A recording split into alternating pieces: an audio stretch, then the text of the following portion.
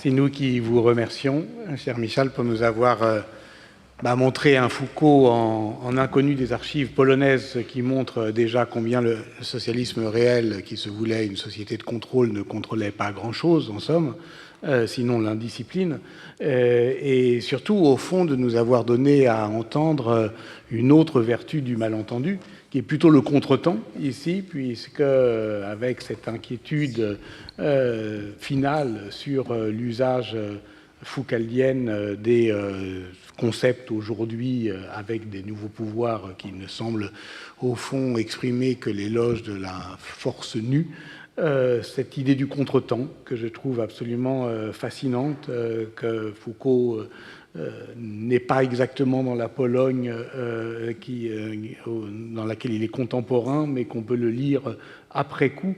Maintenant, évidemment, nous allons, pour terminer cette matinée, saisir un Foucault pleinement contemporain, mais de lieux autres. Et nous avons donc le plaisir maintenant d'écouter Bernard Harcourt. Bernard Harcourt est directeur d'études à l'EHESS, professeur à Columbia, où il est également professeur associé au département d'études afro-américaines, et il a également enseigné à Harvard, Chicago, NYU et Princeton. Précisons qu'en tant qu'avocat, vous êtes également engagé dans la défense de personnes condamnées à mort ou à la prison à vie en Alabama, ainsi que dans d'autres affaires liées au droit civil et humain. Vous avez publié de nombreux livres. Votre dernier paru en français aux éditions de la Maison des sciences de l'homme, le coopérisme, une théorie politique, économique et sociale. Signalons également au Seuil en 2020 la société d'exposition, désir et désobéissance à l'ère numérique. Et vous êtes l'éditeur de Cours de Foucault au Collège de France, la société punitive en 2013, théorie et institutions pénales en 2015 et plus récemment 2024, toujours dans la collection Hautes études, Nietzsche, cours, conférences et travaux. Nous vous écoutons pour une conférence sur le rapport entre Foucault, la prison et l'abolitionnisme. Merci infiniment, Patrick Boucheron. Merci, Didier Fassin. Et merci à vous tous.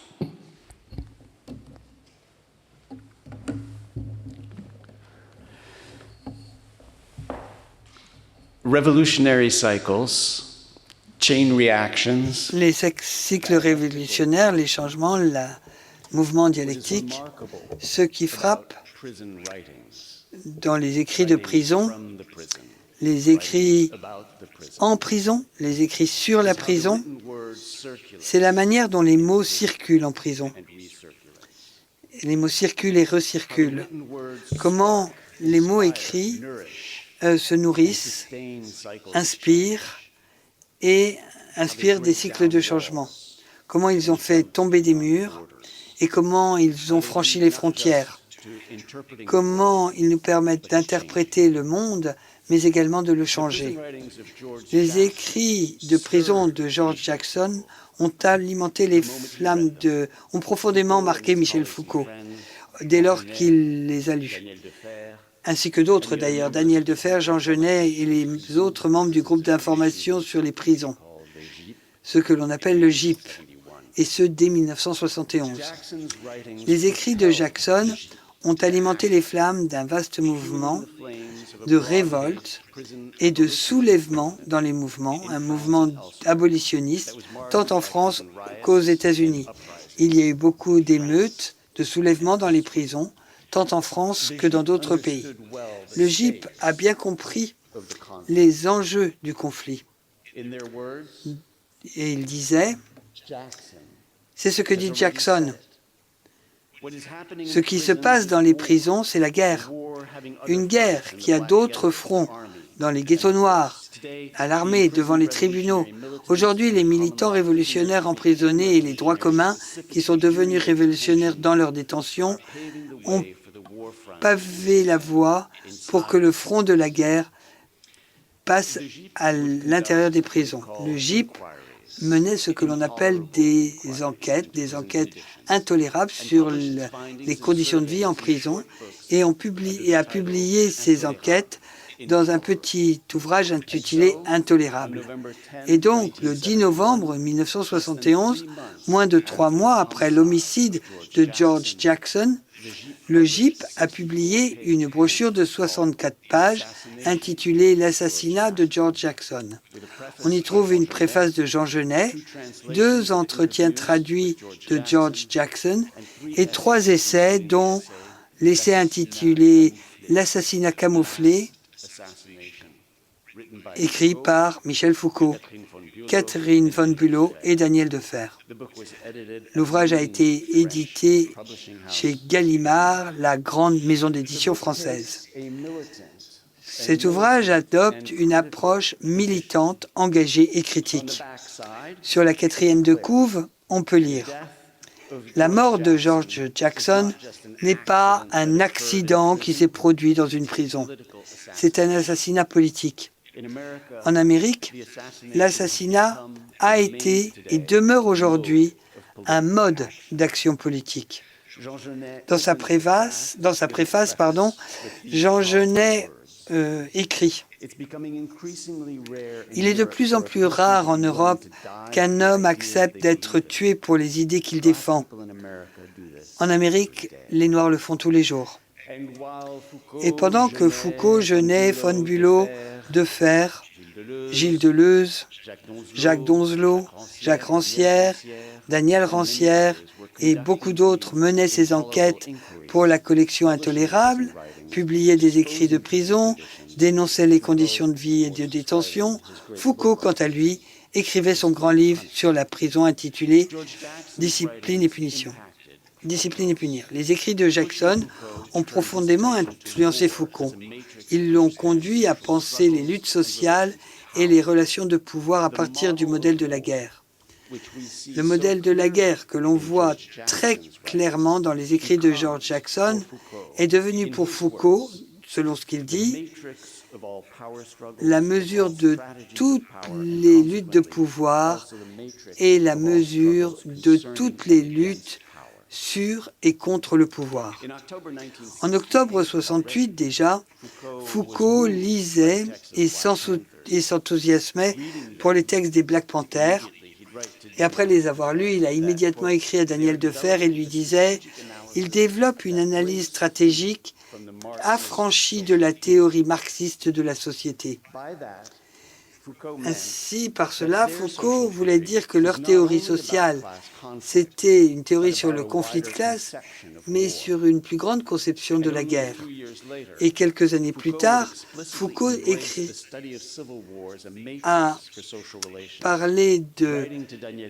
écrit à Daniel Defer en décembre 72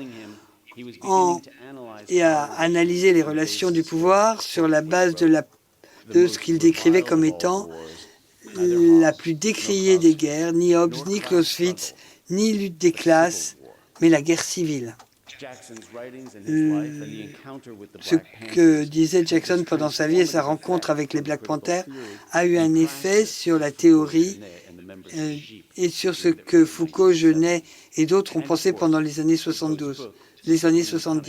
Et bien entendu, surveiller et punir a permis de raviver certaines luttes et a ensuite été lu, débattu, critiqué, déchiré et passé en contrebande par les bouches d'aération et les fissures des cellules d'isolement dans les prisons du monde entier, même en Californie, 45 ans plus tard, et a contribué au soulèvement des prisonniers.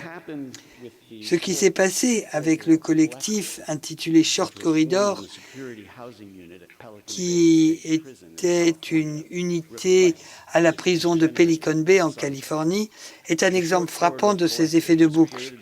Le groupe Short Corridor fut créé par des détenus placés à l'isolement, accusés d'avoir dirigé des gangs. Ces hommes incluaient Todd Astor, Antonio Aguilan, Sitawa Ajama, Paul Reid et d'autres. Allegro MacLeod disait « Les hommes ne pouvaient pas se voir ni se rencontrer. Ils ne pouvaient même pas se voir depuis leurs cellules. Mais comme par miracle, ils ont trouvé le moyen de se communiquer des feuilles de livres qu'ils déchiraient, dont Surveiller et punir de Foucault, mais également des ouvrages de Jackson, de Frantz Fanon, de Bobby Sands, d'Eldridge Cleaver, d'Assata Shakur, d'Howard Zinn. Et ils ont commencé à lire et ils se faisaient passer les feuilles en les faisant passer sous les portes de leurs cellules. Et à partir de là, ils ont commencé à débattre et à critiquer les écrits et à envisager de nouvelles formes qui leur permettaient de comprendre leur incarcération et à développer de nouvelles pratiques de résistance. Grâce à ces lectures et à ces débats, le collectif a formulé une compréhension de leur situation et de la manière dont les administrations pénales américaines utilisaient leur identité raciale pour les punir et pour les contrôler. Et cela a mené à la plus grande grève de la faim de personnes incarcérées en 2013. Vous avez eu plus d'1 millier d'hommes et de femmes dans toute la Californie qui ont refusé de s'alimenter. La grève de la faim a permis d'obtenir des avancées concrètes. L'État de Californie a accepté de limiter son recours à l'isolement et l'isolement ne peut plus être déclaré pour une durée indéfinie. Et ce qui est important, ce sont les études menées en prison sur la prison. Et c'est sans doute quelque chose que ceux d'entre vous qui avez travaillé dans les prisons ont vécu. Vous savez que les écrits ont un écho énorme dans les prisons et permettent une expérience de transformation. Scène 1, George Jackson. Jackson lui-même a été totalement transformé par la lecture en détention. C'est ce qui lui a permis de tenir et qui l'a transformé.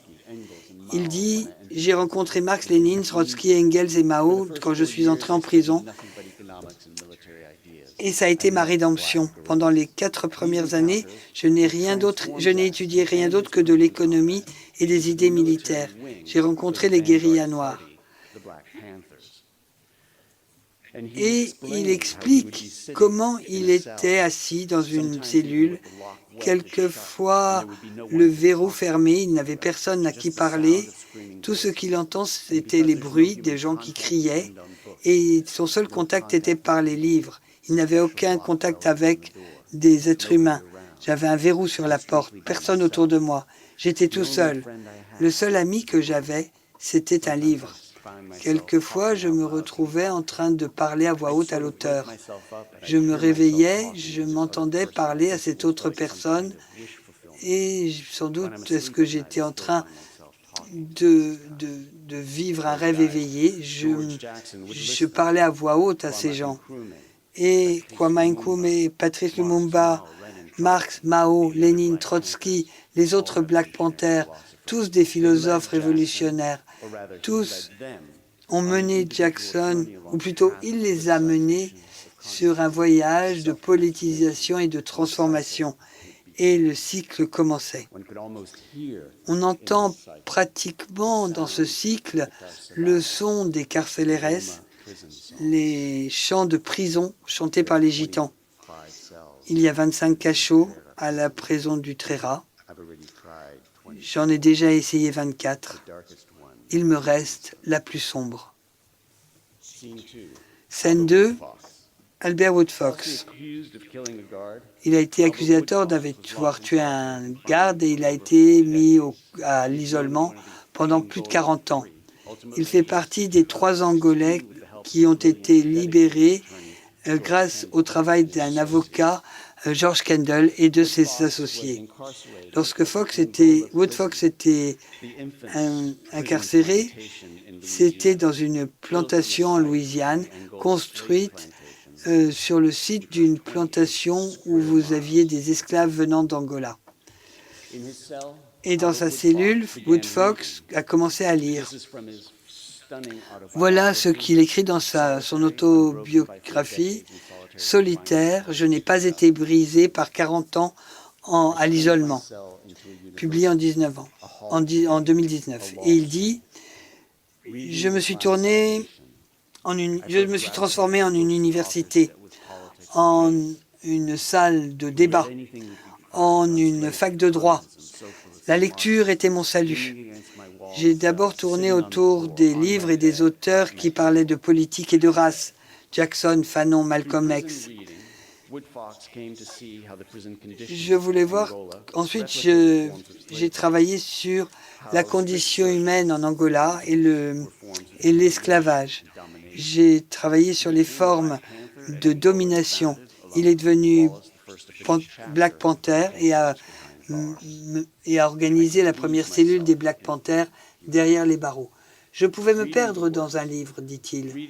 Je lisais les œuvres de penseurs révolutionnaires et cela l'a mené à passer à l'action politique et cela lui a permis de vivre à 40 années d'isolement total.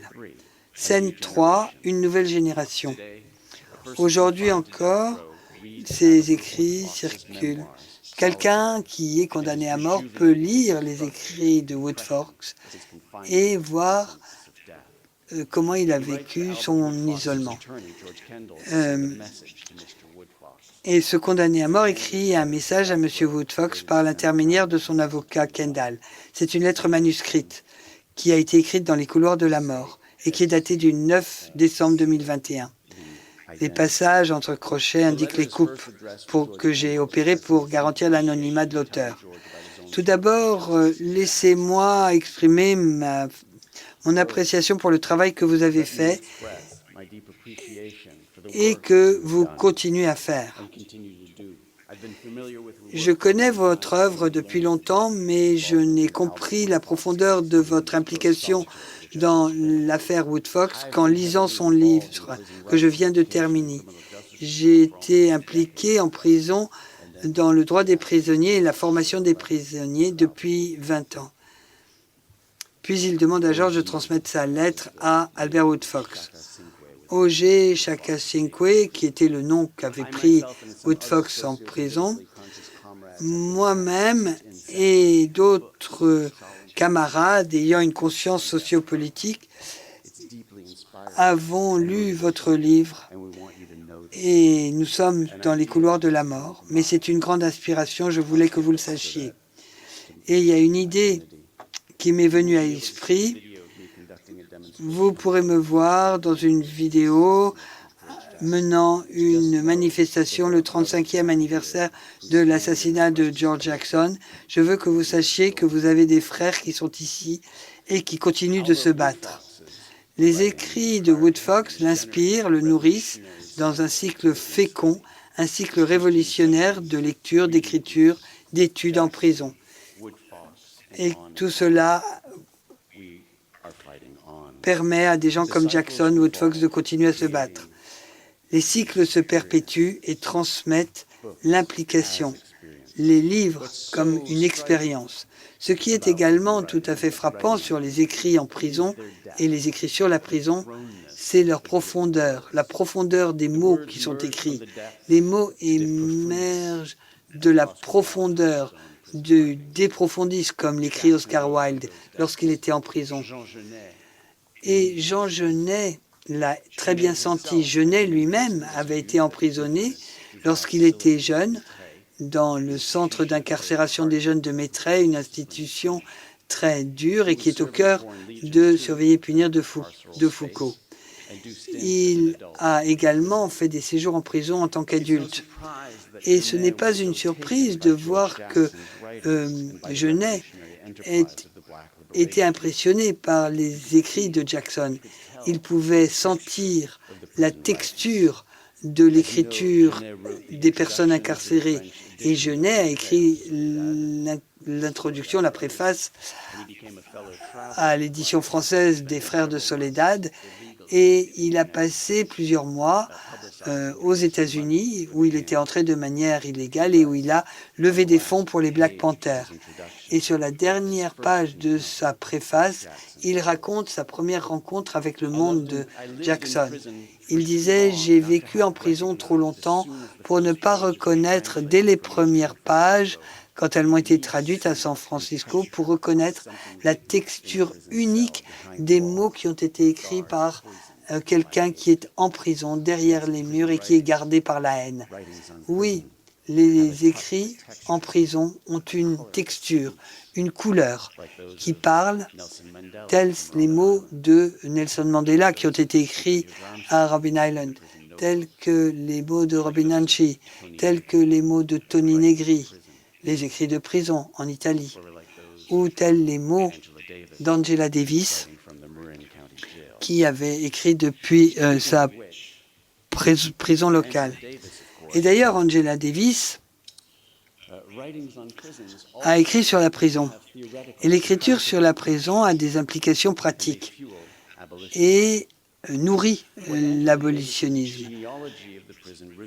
Ce que la généalogie des prisons d'Angela Davis révèle, c'est que l'institution elle-même a été fondée aux côtés d'un discours réformiste. Vous avez les deux éléments, le pénitentiaire et la réforme, qui sont là pour raconter l'histoire de l'institution et la perpétuer. Dès le départ, la prison a été considérée comme étant imparfaite, déficiente et comme nécessitant d'être réformée. Et c'est sur ce point que Angela Davis ouvre son livre abolitionniste qui s'intitule « Les prisons sont-elles obsolètes ?» En fait, l'objectif est de créer un meilleur système de punissement. Et si le mot « réforme des prisons » passe très souvent par nos lèvres, c'est parce que les mots « prison » et « réforme » sont liés depuis la naissance des prisons, qui est vu comme le moyen pour punir ceux qui violent les normes sociales. Et Angela Davis donne une épigraphe à son analyse. Elle dit, et elle parle du surveiller et punir, où Foucault parle de la réforme des prisons. Il faut se rappeler que le mouvement pour réformer les prisons et pour en contrôler le fonctionnement n'est pas un phénomène récent. Il ne semble pas non plus se baser sur la reconnaissance de l'échec. La réforme des prisons est contemporaine avec la prison elle-même. Elle en constitue, si l'on peut dire ainsi, son programme même. La réforme de la prison constitue le programme même de la prison. Dans Surveiller et punir, Foucault continue en écrivant après ce passage. Dès le début, la prison s'est trouvée engagée dans une série de mécanismes d'accompagnement qui doivent en apparence la corriger, mais qui semblent faire partie de son fonctionnement même. Tant ils ont été liés à son existence tout au long de son histoire.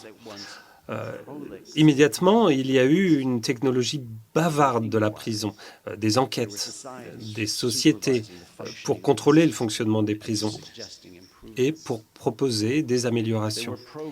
Il a existé des programmes pour améliorer le fonctionnement de la machine prison.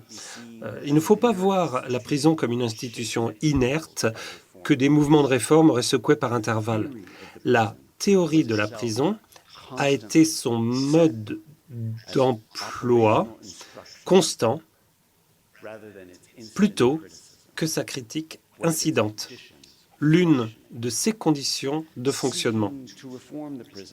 En cherchant aujourd'hui à réformer la prison, selon ma lecture de Foucault, nous ne ferions que nourrir l'institution et prolonger sa durée de vie. Cela ne pourrait que jouer en faveur de sa condition d'existence et de fonctionnement.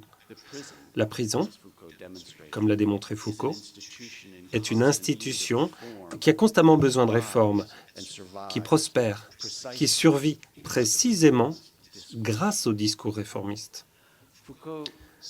Foucault cherchait à secouer, faire éclater l'institution sans feuille de route pour ce qui viendrait ensuite, sans programme. À cet égard, je suis d'accord avec Amy Allen, qui soutient que Foucault nous offre, je cite, « la possibilité et l'opportunité d'un changement social radical dans un sens de conception ouverte de l'avenir. » Fin de citation. Lorsque je relis la généalogie de la prison de Foucault, lorsque j'examine le travail qu'il a mené avec le GIP, lorsque je passe en revue les tracts intolérables qu'ils ont publiés, que je j'explore ses notes sur le cours sur la société punitive, je n'ai aucun doute que son travail généalogique n'était pas orienté vers la réforme, mais vers un changement social radical. Ce travail était normatif de A à Z et radical. Ce n'est pas par hasard d'ailleurs que tant de penseurs, et en particulier tant de penseurs libéraux, considèrent Foucault et Nietzsche comme étant très dangereux. Peut-être les philosophes les plus dangereux. Leur méthode généalogique et leur travail philosophique étaient radicaux. Et vice-versa. La pratique alimente la théorie. Foucault a visité la prison d'Attica en avril 73, dans l'État de New York. La prison où les révoltes avaient éclaté 8 mois plus tôt, c'est-à-dire en septembre 71. Cette visite a fortement marqué Foucault et a transformé sa compréhension de la prison. En fait, c'était une expérience que lui-même a décrite comme bouleversante, choquante. Bon, il était bouleversé et ce sont ces mots, ébranlés par cette visite. Foucault a commencé une transition analytique en 72 vers les fonctions positives du système pénal. Je cite, « La question que je me pose maintenant, c'est l'inverse. » Voilà ce qu'il nous dit. L'inverse de ce qu'il avait étudié dans le cadre de l'institution pénale, qui était en fait le pendant positif de la répression. Ça, c'était en 72, dans théorie institution pénale, c'était une théorie répressive qu'il étudiait. Bien, la question que je me pose maintenant, c'est donc l'opposé, dit-il. Le problème, par conséquent, c'est de savoir le rôle de la société capitaliste et que cette société fait jouer à son système pénal. Quel est le but recherché et quels effets produisent toutes ces procédures de punition et d'exclusion? Quelle est leur place dans ce processus économique? Quel est leur sens, leur importance dans le maintien et l'exercice du pouvoir? Quel est leur rôle dans la lutte des classes? Bien, à cette époque, bien sûr, on entend dans ce cas-là un Foucault de type beaucoup plus marxisant. Scène 4. Aujourd'hui encore. En 2024, j'ai reçu une lettre d'une amie chère, une camarade de classe, une collègue incarcérée dans une prison dans un pays autoritaire au Moyen-Orient. À l'époque où l'on m'écrivait, en septembre 2024, elle était incarcérée déjà depuis plus de 300 jours. Dans cette lettre, voici ce qu'on m'explique. Je cite, « Je peux dire le nombre exact de jours parce que j'ai le calendrier sous les yeux, écrit à la main. Malheureusement, je n'ai cessé de rajouter des mois depuis que je suis là. » Donc, les conditions de détention étaient abominables et effrayantes. Je ne peux pas vous donner tous les détails pour des questions d'anonymité et de sécurité. Mais ce qui les a réconfortés, ce qui les a sauvés, ce qui les a renforcés pour résister, en fait, ce sont des livres. Ils écrivent. Hier soir, je lisais la biographie de Foucault de Héribon et le tract du groupe d'information sur les prisons. Et cette phrase m'a frappé. On nous dit que le système de justice est débordé. Bon, c'est facile à voir. Mais et si c'était la police qui l'avait débordé? On nous dit que les prisons sont surpeuplées. Mais si c'était la population elle-même qui était suremprisonnée? Voilà. Lecture et études en prison, qui permet aux gens de continuer à vivre, à se battre et à continuer d'avancer. Je cite, « Je me rends comme prérequis ou condition préalable à la révolte. » Autre cycle régénératif, l'expérience de la prison transforme. Foucault a bien compris cela. Il a parlé de ses propres expériences d'écriture de livres et comment ces expériences l'avaient transformé. Lorsqu'il a écrit l'un de ses livres, il écrivait la chose suivante. Je fais l'expérience de quelque chose moi-même. Et une expérience c'est quelque chose dont on ressort transformé. Écrire un livre, ça me transforme, ça transforme mon cheminement de pensée. Chaque livre transforme ce que je pensais lorsque j'ai terminé le livre précédent. Je suis quelqu'un qui fait des expériences et non pas un théoricien. Je suis un expérimentateur, en ce sens que j'écris pour me changer et je pense différemment par rapport à ce que je pensais avant. Donc la position de Foucault là-dessus était très claire. Ce qui compte concernant l'écriture d'un livre, c'est l'expérience qu'on en fait. L'expérience de l'écriture et la vérité, la fausseté, ce sont des choses très simples, car on peut vérifier les faits. Et la vraie ambition, le vrai objectif à atteindre, c'est de créer une expérience qui va être une transformation pour le lecteur, une interprétation des faits qui va toucher le lecteur. Je l'ai vu moi-même de mes propres yeux, comment les livres changent les prisonniers ou les gens en prison. J'ai observé le pouvoir incroyable, c'est-à-dire source d'inspiration et des réflexions, ouverture d'espace de liberté. Dernière scène. Un vendredi après-midi, j'ai dû accompagner Terry au tribunal pénal de Manhattan. En fait, il y avait 2 choses pour lesquelles il était poursuivi et on l'avait recherché dans la ville de New York. On le cherchait partout. Les maréchaux, comme on les appelle, fédéraux, le cherchaient aussi partout. Il avait été condamné à 9 ans de prison ferme. Le juge aussi était vraiment en colère, très furieux. Enfin, cependant, nous avons eu de la chance parce que nous avons pu repousser cette sentence. Et Terry a été renvoyé à Rikers. Et cependant, il m'a regardé lorsqu'il a été renvoyé à Rikers et j'ai vu son visage quand il s'est tourné vers moi. J'ai vu qu'il était très inquiet et ça m'a perturbé. Ce qui l'inquiétait le plus, en fait, c'était le fait qu'ils allaient prendre son livre.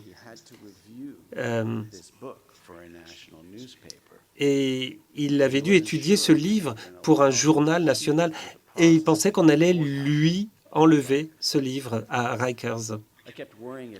Je n'ai cessé de penser, après avoir quitté le palais de justice, après l'avoir rencontré, s'il avait pu garder son livre ou pas, ou si un agent de la prison lui avait confisqué, ainsi que d'autres affaires, et qu'il les avait jetées à la poubelle. Terry restait en contact avec moi par l'intermédiaire d'amis. Heureusement, il a pu garder son livre et il a pu écrire cette critique du livre de son lit sur cette île de Rikers. Ses amis ont transcrit ses écrits, l'ont envoyé et tout ceci a été publié dans USA Today. C'est un journal très connu, USA Today, alors que lui, il était toujours emprisonné à Rikers. Alors, retour à la cour 6 mois plus tard. Bon, moi, j'étais toujours inquiet de cette sentence des tribunaux. Heureusement, nous étions vraiment là, dans une sorte de salle d'attente aux tribunaux et l'affaire s'est réglée. Elle a duré 15 minutes et Terry, en fait, a été condamné 6 mois en prison, 6 mois avec sursis, avec un programme pour les drogués à Queens. Le greffier et les avocats se sont demandé s'il devait être directement libéré ou s'il devait repasser par la case Rikers d'abord. Bon, comme d'habitude, gros bazar. Et comment pourrait-il aller à nouveau à Queens? Tout ça, c'était confus. En fait, c'est moi qui ai emmené Terry directement en voiture, comme si c'était moi qui étais obligé d'en prendre soin. Enfin, à la cour au tribunal, on m'a dit, dans une demi-heure, il sera en bas. Et puis, il était quasiment 13h30, 14h, 14h, 14h30, ensuite 15h. Et enfin, je l'ai retrouvé. Il était là, assis sur un banc près des ascenseurs. Il y avait ses affaires avec lui. En fait, 2 grands sacs en plastique, des énormes gros sacs du style 100 litres, 200 litres. Et ils étaient transparents. Et c'était des gros sacs en plastique qui semblaient peser lourd, posés à côté de lui, à ses pieds.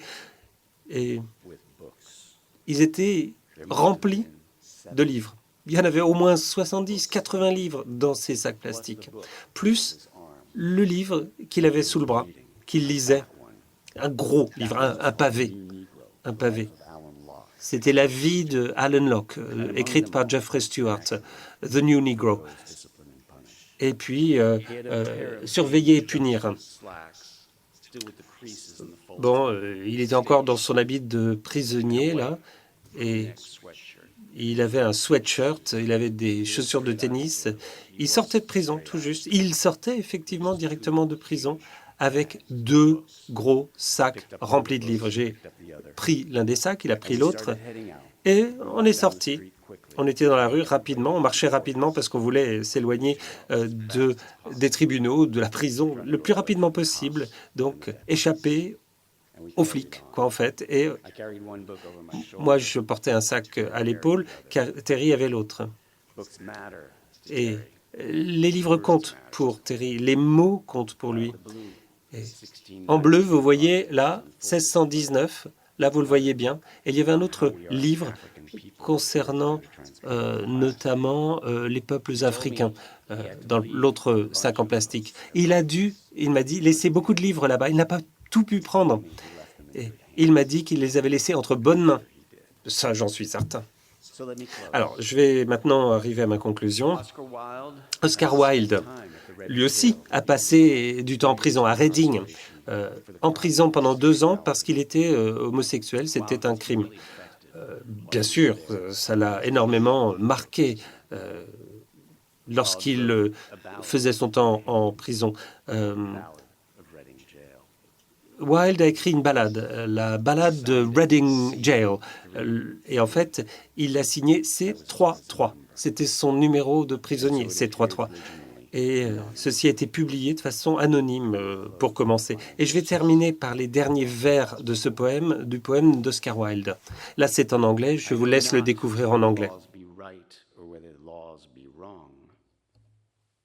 All that we know who lie in jail is that the wall is strong, and that each day is like a year whose days are long.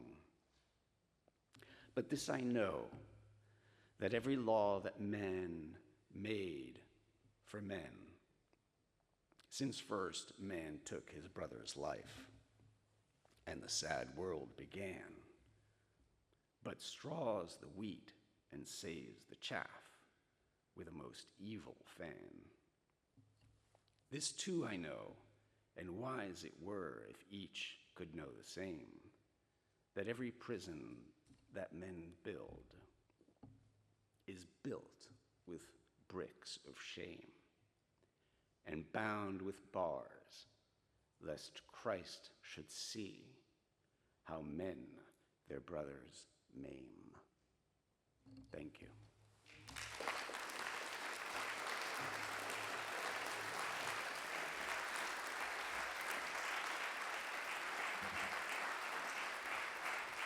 Merci beaucoup, Bernard.